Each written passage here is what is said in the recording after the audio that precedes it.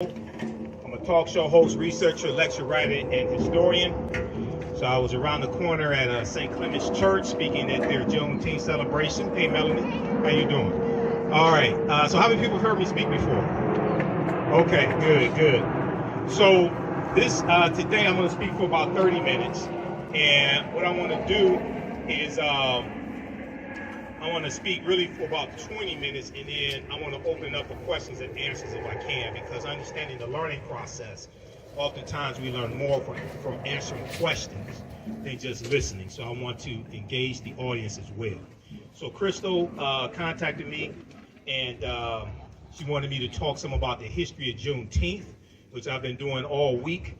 And also we're going to talk, connect this to the transatlantic slave trade as well, because all of this history is connected. Okay, so I've done a number of media interviews this week dealing with Juneteenth, and I was on the Tammy Mack show on Fox Business Soul, the streaming service, on Wednesday, and we were talking about Juneteenth as a federal holiday. Now, is that a good thing or bad thing? And when I teach about Juneteenth, and I have a 2.5-hour lecture dealing with the real history of Juneteenth. So my table is going to be set up over here. Be sure to come support the African History Network, because that helps finance what I do and helps me stay independent as much as possible and keep the bills paid and the lights on. Okay, that's where the money comes from. When I talk about the history of Juneteenth, even though it's a federal holiday and that's a good thing, there's a lot of misinformation floating around about the history of Juneteenth. And I saw a lot of misinformation last year in the media, so I want to try to correct some of that history. So, some of that misinformation. So June 19th, 1865, what we celebrate is Juneteenth. Sometimes it was called Jubilee Day. Sometimes it was called Emancipation Day. That commemorates June 19th, 1865, when Major General Gordon Granger goes into Galveston, Texas. He arrives at the beach in Texas the day before with about 2,000 Union troops, okay? And they're there to enforce what's known as General Order Number 3, which is enforcing the Emancipation Proclamation, but also, and maybe even more importantly, to take back physical control of the state of Texas, because Texas seceded from the Union during the Civil War. Texas was part of the Confederacy. So it took a military force to take control of Texas and bring it back under Union control. That's what he was there to do. And he also delivered General Order Number 3, which basically said, I'm not going to read the whole thing, but it basically said that the enslaved Africans there in Texas, there were about 250,000 of them, that they were free based upon the Emancipation Proclamation, and that they should stay on the plantations and negotiate wages with their former slave owners. Okay, now there's a few problems with the way this history is presented. Number one, now let me do my disclaimer. If you've heard me speak before, you know I say this disclaimer. I may say some things that are outside the circumference of your own awareness. Just because you never heard them before, disagree with them, does not mean that they're not true. It just means you may have to do some research to understand what I'm talking about. So first of all, most of us were taught in school that the Emancipation Proclamation freed the slaves. Okay, however, who has ever read the Emancipation Proclamation? It's at archives.gov, which is the U.S. National Archives. I spent a lot of time doing research at archives.gov. It's at loc.gov, which is the Library of Congress website. They have all types of historical information and documents there. I do a lot of research at loc.gov. Who's ever read the Emancipation Proclamation? Okay, now how many of us were taught in school the Emancipation Proclamation freed the slaves? Okay, now how many of us know that's false? The Emancipation Proclamation did not free the slaves. Okay, now if you read it, this is why I tell people, see, proper documentation ends all conversation. You don't have to believe a word that I say. Go research this for yourself. If we read the U.S. Constitution, if we read the Emancipation Proclamation, if we read the Declaration of Independence, if we read the 1964 Civil Rights Act, then a lot of this stuff we will understand, because unfortunately many African Americans don't understand history, don't understand law, and most Americans don't understand history, don't understand law, don't understand the Constitution either. The Emancipation Proclamation was a military strategy that Abraham Lincoln used to bring the South back into the Union. The goal was not to free the slaves. Lincoln was trying to keep the Union together. It was the preliminary Emancipation Proclamation was issued September 22nd, 1862, the year before. How many people know this? And how many people know? Raise your hand if you knew this. Okay. What it stated was the territories or states in rebellion that seceded from the Union and were part of the Confederate States of America, what we call the Confederacy. It stated that they had until January 1st, 1863 to come back into the Union. Otherwise, their slaves were going to be set free, because their slaves were their greatest resource that they had. They were the foundation of their wealth. When you read the statements of secession from like Mississippi and Texas and Alabama, things like this, they talked about how central to their way of life and their wealth their African slaves were. So they didn't come back into the Union. So he issues the Emancipation Proclamation January 1st, 1863.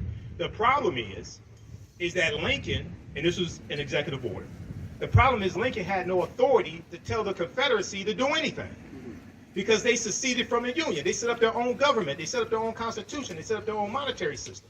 That'd be like Great Britain telling the United States that separates, and you had the American Revolutionary War, 1775, 1783, Declaration of Independence, July 4th, 1776. All of this, that's like Great Britain ordering the U.S. to do something. It's like, wait a second. This is our own sovereign government. You can't tell us to do anything. So they had no authority to do it. Now, the Emancipation Proclamation also stated that the border states, it didn't apply to the border states. So Maryland, Missouri, Kentucky, and Delaware were states that stayed loyal to the Union. They were allowed to keep their slaves, okay? When you study Maryland, Maryland did not free its slaves till November 1st, 1864. That's almost 2 years after the Emancipation Proclamation. So, like this morning, I was getting ready to speak around the corner at St. Clement's Church, and then come over here. I was watching MSNBC, Ali Velshi show, and they're talking about Juneteenth, and they said the Emancipation Proclamation freed the slaves, and they said, oh, the black people in Galveston, Texas found out 2.5 years later. And I'm sitting there, and I know it's Sunday morning, but I was cussing at the TV. I can't lie. I'm sitting there, and I'm like, who did the historical research for this? This is false. Okay, so I don't want people to misunderstand me. I'm all for celebrating Juneteenth. But when we come together and celebrate Juneteenth, we have to correct the history of Juneteenth, and we have to protect the history of Juneteenth. We also have to protect it and make sure white corporations don't pimp Juneteenth. Okay, so we have to have enough respect for ourselves to go after them when they try to pimp Juneteenth as well. Okay, so one, the Emancipation Proclamation did not free the slaves. It's going to lead to slavery ending, okay? And what happens is, as the Union troops go throughout these Confederate territories, they're taking back control of these territories. But it takes military force to do this. Now, it's going to be the 13th Amendment. It's going to be the 13th Amendment. Yeah, let me have water, brother. Thank you. It's going to be the 13th Amendment, which is ratified December 6, 1865, which is going to legally end slavery, chattel slavery in this country. And that amends the U.S. Constitution, because the U.S. Constitution sanctions slavery. Article 4, Section 2 of the U.S. Constitution laid the foundation for the Fugitive Slave Act of 1793 and the Fugitive Slave Act of 1850. We know Article 1, Section 2, Clause 3 of the U.S. Constitution, what people call a 3/5 compromise, which is really misunderstood. It did not say we're 3/5 of a human being. It was, anybody ever read the U.S. Constitution? Raise your hand. Is there anybody ever read the U.S. Constitution? Yes, we all should read the U.S. Constitution, because it's directly related to law today. If we understood the U.S. Constitution, we understood the law, we could flip all this stuff overnight. Because then we would see why our votes are being suppressed. Right. Okay? It's just like you had people who didn't understand the law January 6, 2021, and they said the president invited us here to the Capitol. Well, the president's house is the White House, 1600 Pennsylvania Avenue. He has no control over the U.S. Capitol building. That's the legislative branch of government. That's a co-equal branch of government. The powers of the executive branch are in Article 2. The powers of the legislative branch are in Article 1. He has no authority to invite you to the Capitol building. That's why you were trespassing. But if you had read, you wouldn't be catching the case right now. This is what happened. So there was an article from CBS News. They did a segment, CBS News Morning, January 19th, 2021. I talk about this on my show a lot. It deals with how most Americans don't know what's in the U.S. Constitution. And they went out on the street And most of the people they talked to were white. And they were asking them things, you know, how many members of the House of Representatives are there? Are we near the airport? Yeah. Okay, all right. Yeah, that's right. So they were asking them questions like, how many members in the House of Representatives are there? They were asking them basic questions. Most people can answer the question. There was a study that came out about 2018. It's like a Gallup poll or something like that. Alabama.com has this article, AL.com. You can research this. Almost 2/3 of Americans could not name the three branches of the federal government: judicial, executive, and legislative. Almost 2/3. 1 in 5 Americans cannot name one of the three branches of government. Okay, that's schoolhouse rock. I'm gonna build on Capitol Hill. I learned that like watching Saturday morning TV in the 1970s. Right. Okay, but this is how dumbed down the American electorate is. So when it comes to understanding history, this is why most Americans don't understand history. There was an article that came out from New York Times from June 16, 2021. So this was the day before President Joe Biden signed the bill into law. We know it passed the House of Representatives, passed the U.S. Senate, sponsored by Representative Sheila Jackson Lee of Texas, who is also the sponsor of H.R. 40 as well in the House of Representatives. This article, everybody should read this, New York Times. Most Americans know little or nothing about Juneteenth, poll finds. So this poll that was done by Gallup found that about 62% of Americans at the time knew nothing at all or a little bit about Juneteenth. Now, I would argue, now they go on to say, the holiday celebrating the end of slavery in the United States. Slavery didn't end on Juneteenth, on June 19, 1865. Okay? And one of the reasons why it didn't, let me let this point go.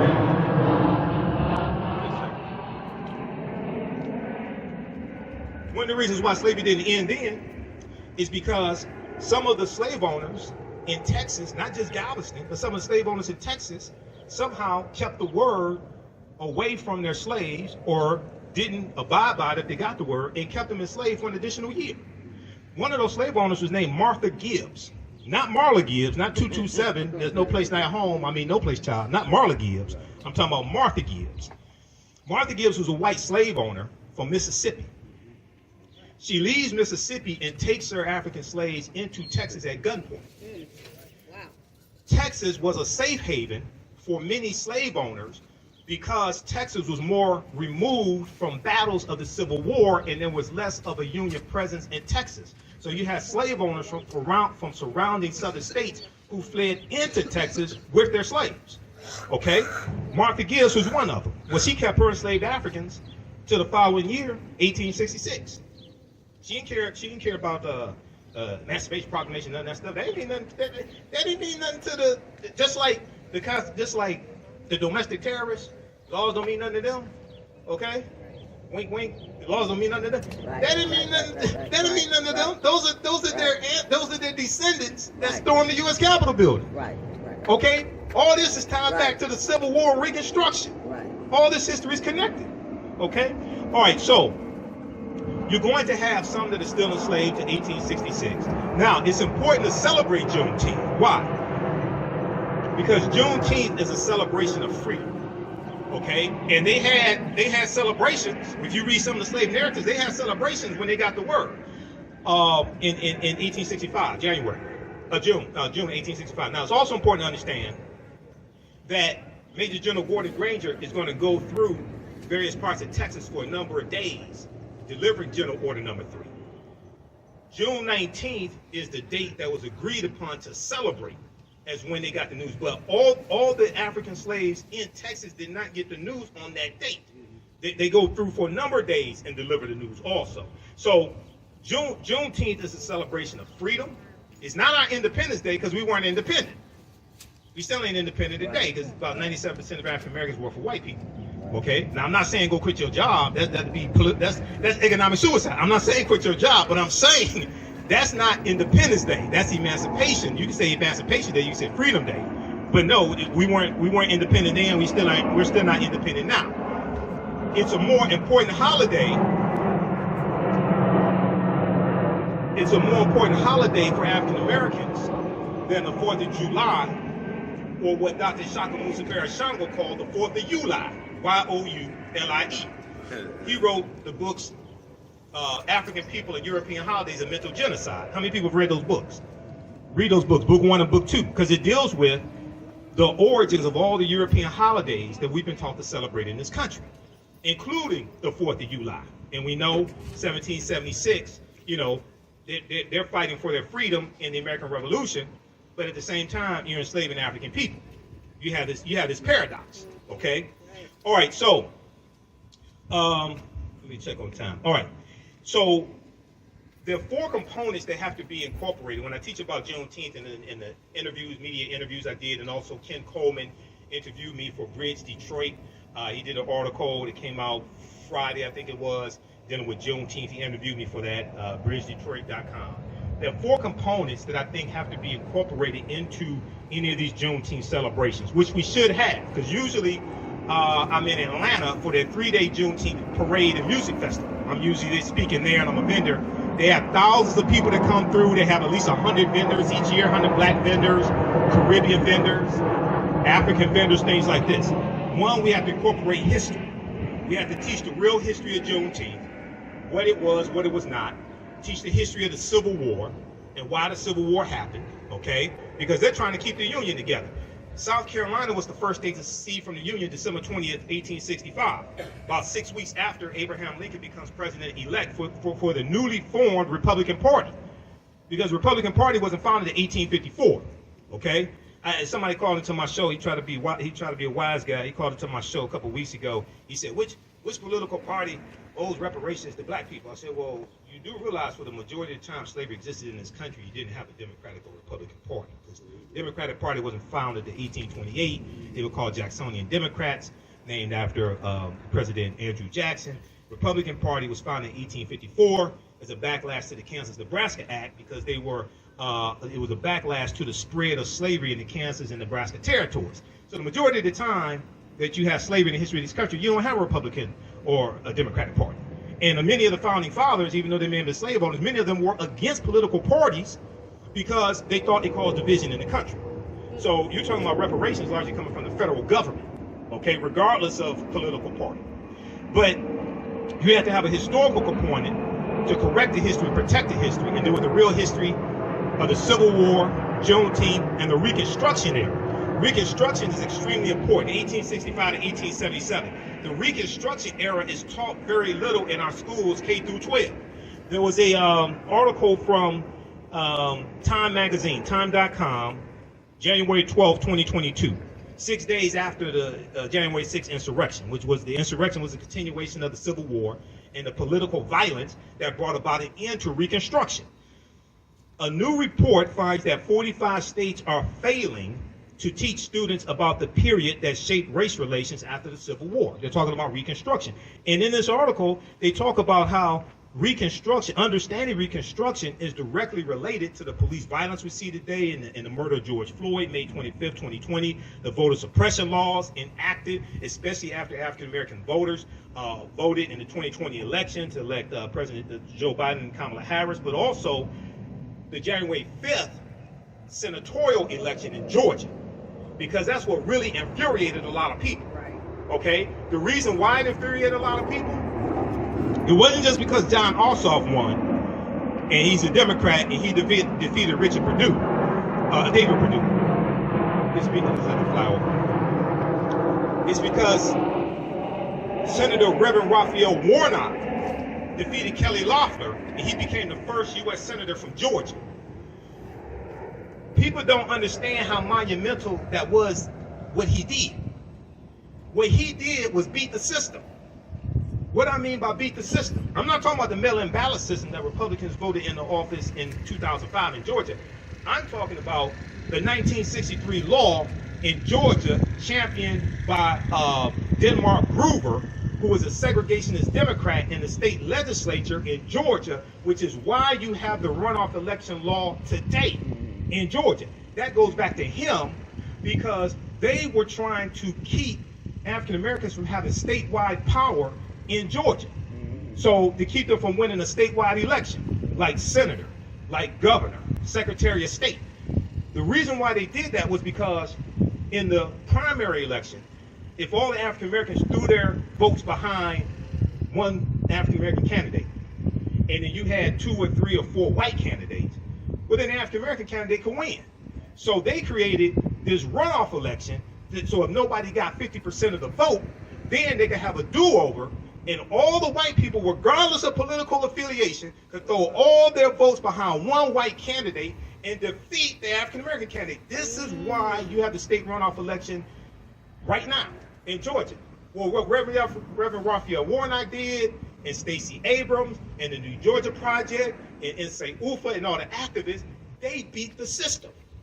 This infuriated the white supremacists because they said this is not supposed to happen. So what does Georgia do?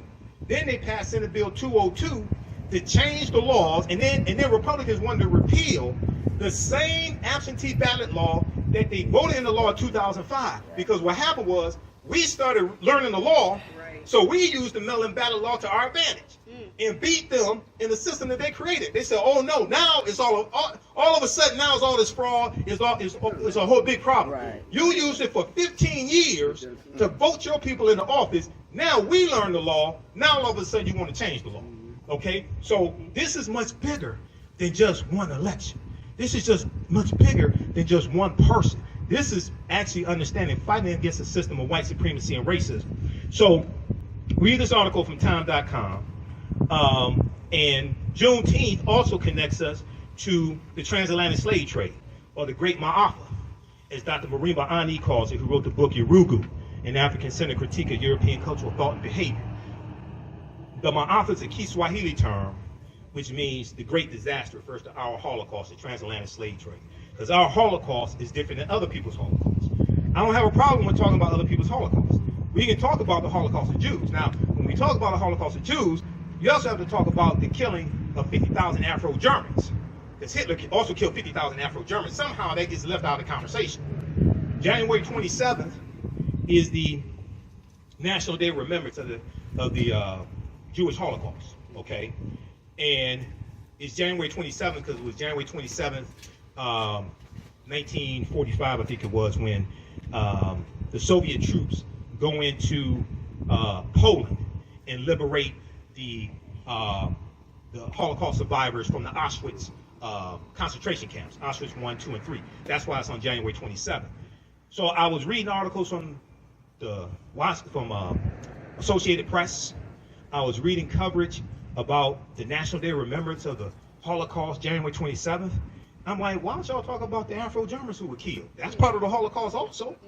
We totally get left out of that conversation. But if we don't understand that history, we don't understand how to interject ourselves into that history. So Juneteenth also connects us to the transatlantic slave trade, which we see starts formally, most sources say 1441, with Anton Gonzalez going into present-day Mauritania, capturing about 12 Africans. But we know there's historical events that lead up to that happening. It doesn't just fall out of the sky. This goes back to the conflicts and the wars that the African Moors are having in Europe with Europeans. And the Moors intermixing into European society and losing control of various areas that they control, like Al-Andalus in the southern portion of Spain. And we see this backlash. Now the Moors are taking the teachings from ancient Kemet, ancient Egypt, the Nile Valley region of Africa, into Europe. They bring Europe out of the Dark Ages. These teachings saved Europe. If it had not been for the Moors, Europe probably would have been totally devastated by the Black Death, the bubonic plague. It hits in 1347 to 1400. Europe loses between 1/4 to 1/3 of the population. Estimates of somewhere between 25 million to 75 million people. But the Moors introduced science. They introduced new types of nautical instruments. They introduced the periodic tables. They introduced something they call alchemy. Today we call it chemistry. Al is the Arabic prefix. Algebra, alcohol, alchemy, things like this. They're introducing different types of surgical instruments. They're creating standards for physicians to pass, okay? The University of Salamanca in Spain, which is built by African, Moors, and Arabs, about 1285 AD, okay? So they're introducing, in a lot of the early universities in Europe, a lot of those professors are going to be Moors. So all these things that we taught Europeans, came back to kick us in behind. Moors are going to introduce cotton and sugar around the 9th century and 10th century. You know, the first plantations the Spanish especially are going to set up when they start conquering lands like island lands like Jamaica. And thank you, brother. Oh, okay, thank you. Like Jamaica and Hispaniola, things like this are going to be sugarcane plantations, because sugarcane requires a warm tropical area to grow in. All right. So when we go from the beginning of the transatlantic slave trade, and then we see the English get involved in 1562 with John Hawkins and the good ship Jesus and things like this, we see the triangular trade created. We go throughout history. We're going to see resistance all throughout. We see here, even in this land, I know people talk about August 20th, 1619. One, it's important to understand that African people were here in this land that we call the United States of America going back at least 51,700 years ago. If you read the book, how many people are familiar with Dr. David M. Hotep, who wrote the book, The First Americans Were Africans, Documented Evidence? So he's a friend of mine. I've interviewed him probably 13, 14 times. His first book has 713 footnotes.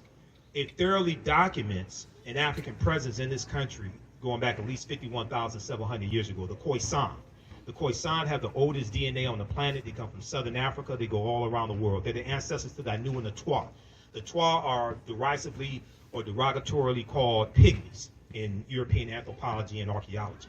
They go all around the world. They're short-statured Africans.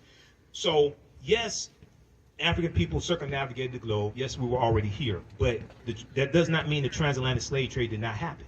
Now, the Spanish are the second ones involved in the transatlantic slave trade. They're bringing Africans into the territory we call in the South Carolina, Georgia area in 1526. This is 93 years before 1619. So even though people talk about 1619, you have to deal with that history before then. You have to talk about Juan Garrido, who was born in West Africa in 1480. He comes into Florida in 1513 with the Spanish conquistador Juan Ponce de Leon.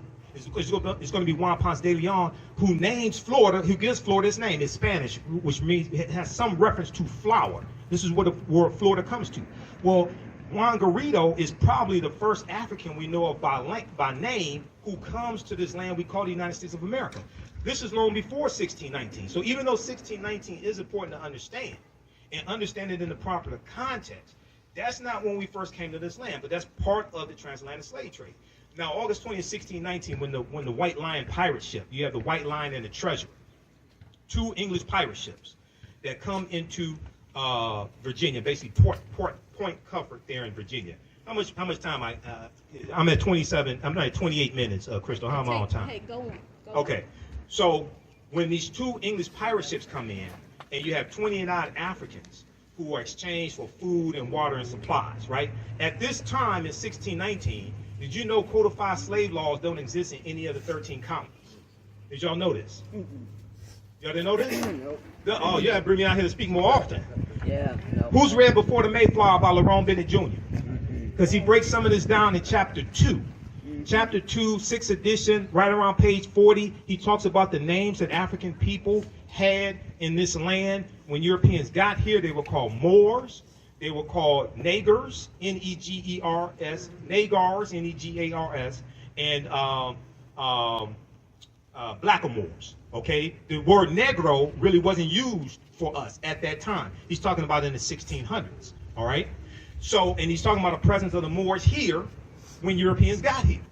And then at that time, also in the colonies, the people who we call white people, they weren't referred to as white. They were referred to as either Christians or Englishmen, okay?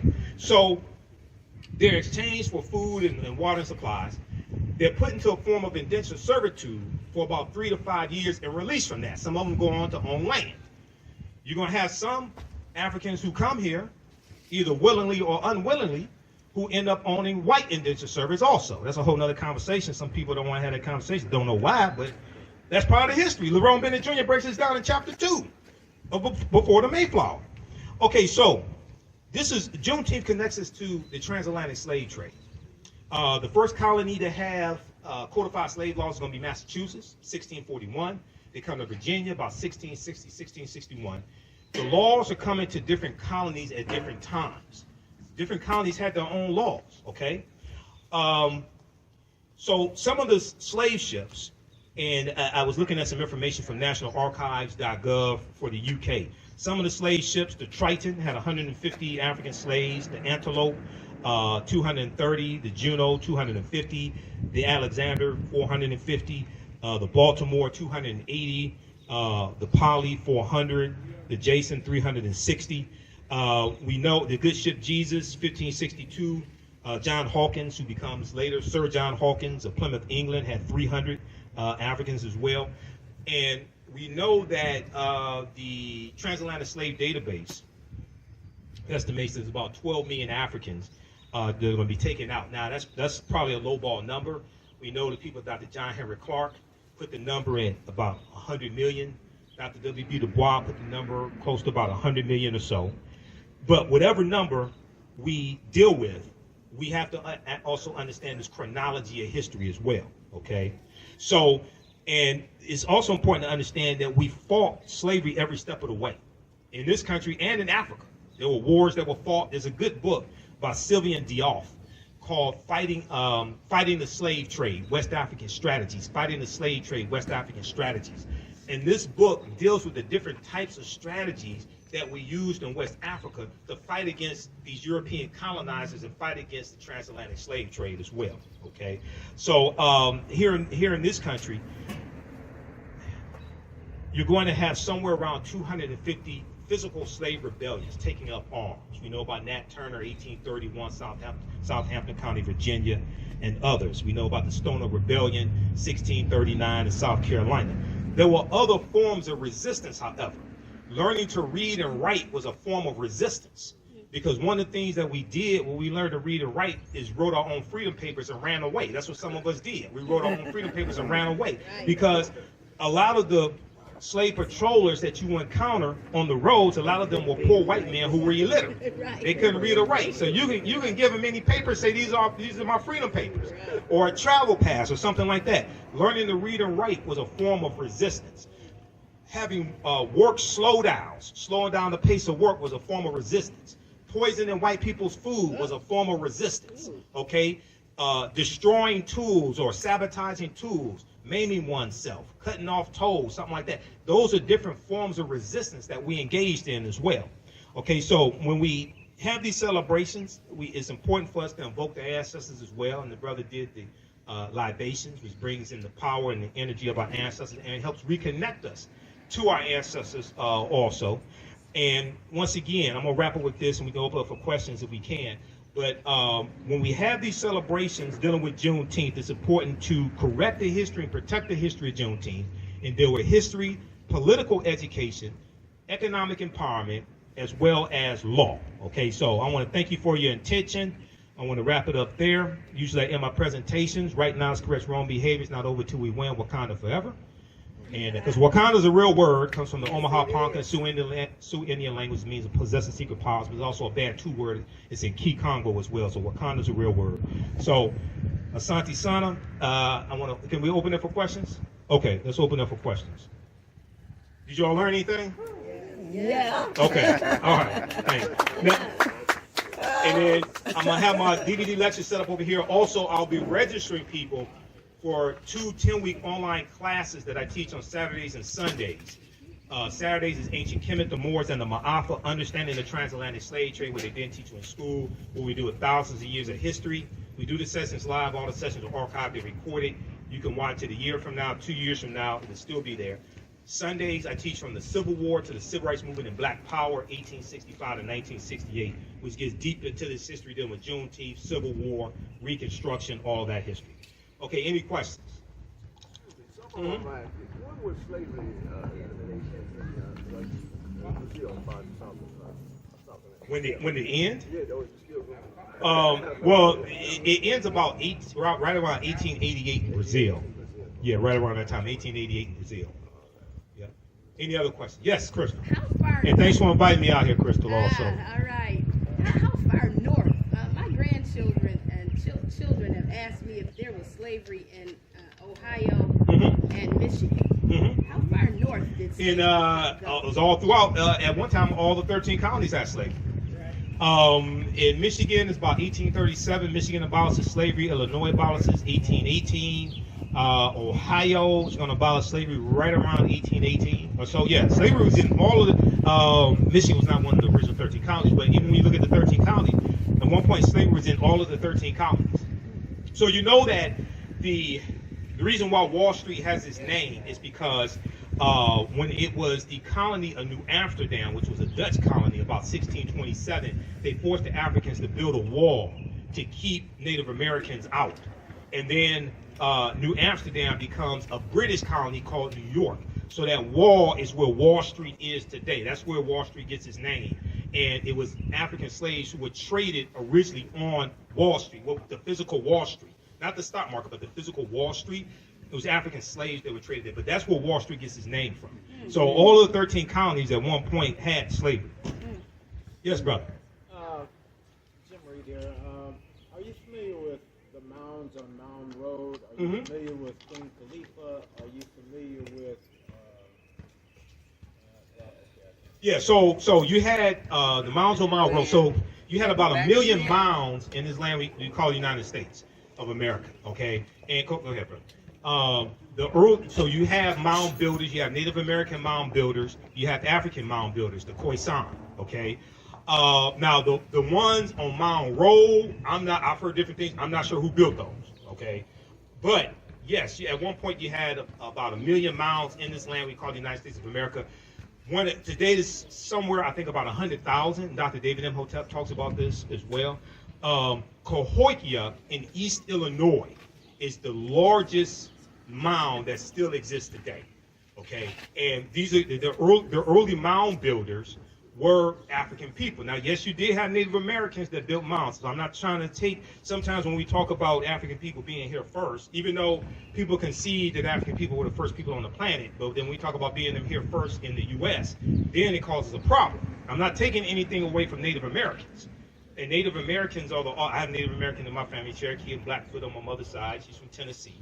But the people who we call Native Americans are the offspring of the intermixing of Africans who were here over 50,000 years and Asians who come here around 3000 BC. And the Africans and Asians intermix, and they're offspring of who we call Native Americans. And these were usually a dark-skinned people. Okay, they weren't the very light-skinned, almost white-looking like Native Americans of some that you see today. Okay, so when I talk about this history, I'm not trying to denigrate Native Americans or take anything away from them, but it's important for us to understand this chronology of history. Yes, go ahead, brother. I just thought of the third part of my question. Yeah. Are you familiar with Isaiah Henson? Isaiah Henson or Josiah Henson? Okay, Josiah. Okay, so Josiah Henson was a runaway slave from Maryland, and he ran away with his family, and he writes an autobiography. Josiah Henson is the real life person that the fictitious character of Uncle Tom in Harriet Beecher Stowe's 1852 novel Uncle Tom's Cabin is based upon, because she read his autobiography. He becomes a abolitionist on the Underground Railroad. He becomes a Methodist minister and an educator. He and his family go up into Canada because of the Fugitive Slave Act of 1850, which was the fifth bill of 5 bills and what's known as the Compromise of 1850. The Compromise of 1850 is legislation that comes about to organize the land that the U.S. gets at the end of the Mexican-American War, 1846, 1848. So the U.S. gets the territory that today makes up California, Arizona, New Mexico, Colorado, Utah, and Nevada. California comes into the land as a free state in 1850. Okay, all that comes from Mexico as a result of the Mexican-American War. The U.S. pays Mexico $15 million. Mexico loses about 1/3 of their territory. So the Fugitive Slave Act of 1850 intensifies the abolitionist movement. It makes it more dangerous for runaway slaves to even live in the North, because now it says that all people have to work with the authorities to capture runaway slaves and return them to the slave owners, and it removed habeas corpus, which meant your right to a day in court. Previously, under the Fugitive Slave Act of 1793, the slave owner had to go to court and prove that that person was their slave. The Fugitive Slave Act of 1850 takes away that and calls more runaway slaves to run into Canada. Okay, so Josiah Henson goes into Canada. So that's where he was the real life person that Uncle Tom is based upon. And Uncle Tom was not the not the way that the stereotype of Uncle Tom was that he was subservient to white people and things like this. Now that was Sambo. Sambo was a slave who followed the slave master Simon Legree around and told him where the slaves were hiding, who were running away, things like this. Uncle Tom was the slave who refused to beat black women. He was the slave who took cotton out of his sack, put it in the other slave sacks who didn't meet their daily quota, things like that. That's who Uncle Tom was in the book. Okay, there was a 1912 movie, about 1912, a short movie about 30 minutes, that depicted Uncle Tom as being subservient to white people, docile, obedient. So that may be where the slur, the stereotype of Uncle Tom comes from. But that's not the Uncle Tom in the novel, and that's definitely not Josiah Henson. That was written by Phyllis Wheatley. Right. Uncle Tom's Cabin was written by Harriet Beecher Stowe, 1852. Now, Queen Khalifa, I've been doing research on Queen Khalifa. Now, some sources say she was a fictitious queen. Some say she was a real queen. I don't know whether she's fictitious or not. It's believed in quote, it's believed that California is derived from her name. I don't know that for certain. Any other questions? Okay, we'll go over here and then go to his brother here. Yeah. It's actually two questions, if that's Mhm. okay. The first question is it true that the difference between the indigenous people of this land and the Native Americans, is it true that the Native Americans are by land contract and the indigenous people are people that were the first people that was here on this land? Okay. So it depends upon how you're using the term indigenous. If you want to say, if you are you Original. okay, the original. Okay. So when you say land contract, you're talking about treaties. Yes. Native Americans. My other question Uh-huh. is, are you familiar with Dumb Diverses and the Yeah. decree that King James wrote? Because it Well, ties Dumb into- Diverses is 1452. Right, Okay, but that's before King James time. right, I know that. Okay. But it still affects us to this very day, right? Some decrees that happen in Dumb Diverses. I've heard people talk about how those decrees from the 15th century still affect us today. Now, I want to see them really explain to me the relationship. This is before the United States of America came into existence. Right. Okay, so I'm familiar with the argument, but I want them to explain to me how does that apply to the U.S. today. I'm familiar with the argument. I'm familiar with a lot of arguments. Okay. Wasn't it the Pope, his decrees was to enslave us? So isn't that how it still affects us today? A lot of decrees is to enslave us during his day. But I don't I fail to. I've looked at the information, but I fail to understand. So you have treaties like I think it's about 1454, the Treaty of Tordesillas, when the Pope divides Spain and Portugal. The Pope sends Spain and Portugal out to divide the non-Christian world among Spain and Portugal, things like So this. that would affect us, right? No, We the non-Christian? but that's before you have a new United States government that has a constitution and a sovereign. Okay, so this might be a discussion. Michael, this is a discussion. We got a after. sidebar on that. Let's get to the We got a next sidebar on question. that. Go ahead, All brother. right. My other question was, Yeah. if you don't mind, Go ahead. are you familiar with the decrees of King James? Which decrees of King James? The one that had us enslaved, the ones that had us from Ireland, brought from Ireland over here to America. I'm familiar with those somewhat because Ireland was a colony of England.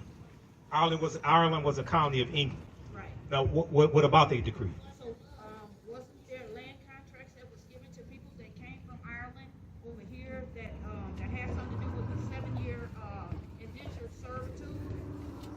There were people who entered into indentured servitude and then were awarded land afterwards. Some of them were of African descent also. In chapter 2 of Before the Mayflower by Lerone Bennett Jr., he talks about this as well. We can have a sidebar because that's what my table is going to be. I want to get to some of these other questions. Yes, brother. I want to ask if you were familiar with the different variations of the term slavery. And I bring that up simply because most of the things that we have been exposed to through media, watching Mandingo, watching Django, watching Roots, show slavery in a particular light. I mean, there were white slaves. There were. You had slavery in Europe. You had slavery in Slavic nations. You had a slavery. Now, this is before. This wasn't chattel slavery, but you had slavery of Muslims enslaving Christians. Some of those Muslims were Moors enslaving white Christians.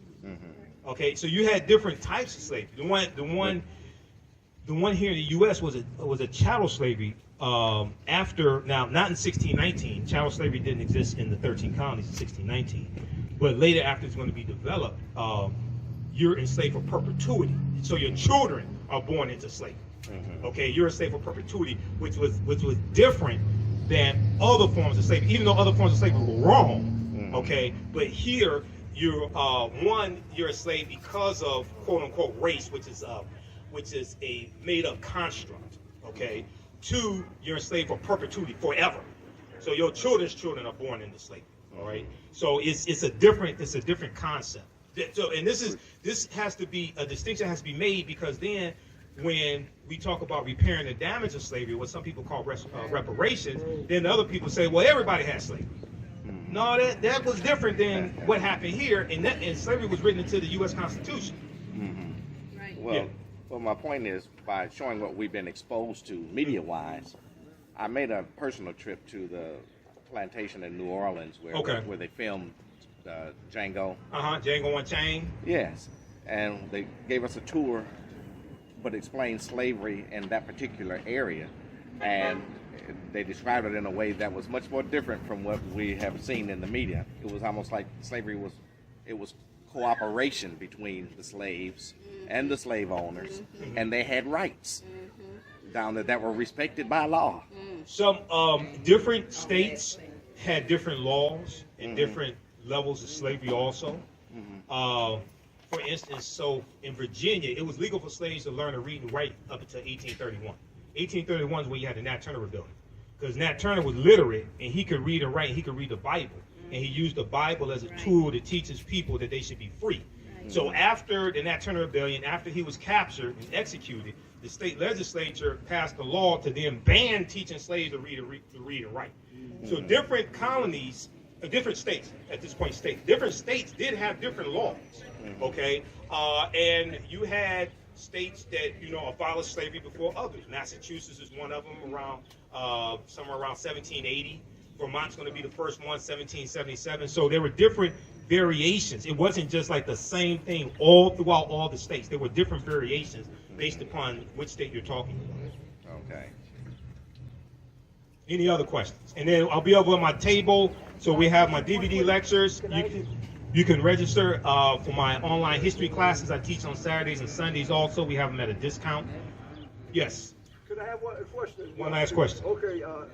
Now, to my understanding, there was a part of what they call the slave Bible, where the slave master would take certain parts of the Bible and put them in text to be allowed to, teach the slaves about slavery. Like be kind to your master, be honorable to your master. In other words, they would take certain segments of the Bible to try to promote, they call it slave Bible. They were allowed to preach those parts of the Bible. Okay. In various states, yeah, you're going to have that. You're going to have that happen. And what should I name? This is the boat our children made. One kid, he wanted to know what name should we give to this ship. What name should we give to the ship? Right. Yeah. Well, yeah. What do you think is a good name? Because I told him I don't know. I said definitely not Amistad. But what do you think? The Amistad comes to mind because those Africans won their freedom in the U.S. Supreme Court because the international transatlantic slave trade was abolished in 1807 and went into effect January 1st, 1808. So that helps form a legal argument for reparations also, by the way. That's based upon Article 1, Section 9, Clause 1 of the U.S. Constitution. You can call it the Amistad. You can call it the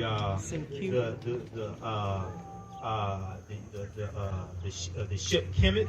You can call it the Nile Valley. You can call it Wakanda, because Wakanda means possesses secret powers in the Omaha and Paca Sioux Indian languages. All right, is that all the questions? All right, other questions you can ask me over my table. Thanks for your attention. Be sure to come support the African History Network. This helps me keep doing the research, keep doing the radio show. I don't get paid to do radio.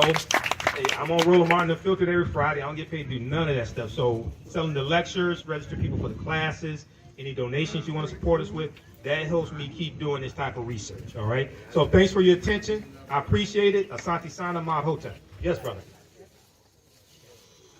Well, I got some new stuff over here, too. Oh, thank you. I got some new stuff over here. You can get some for gifts also. If you got my DVD lectures, you can get it for gifts as well. All right, thank you, Crystal. Thank you. What's your name, brother? My name is Gabriel. Gabriel. All right, brother Gabriel. I appreciate it.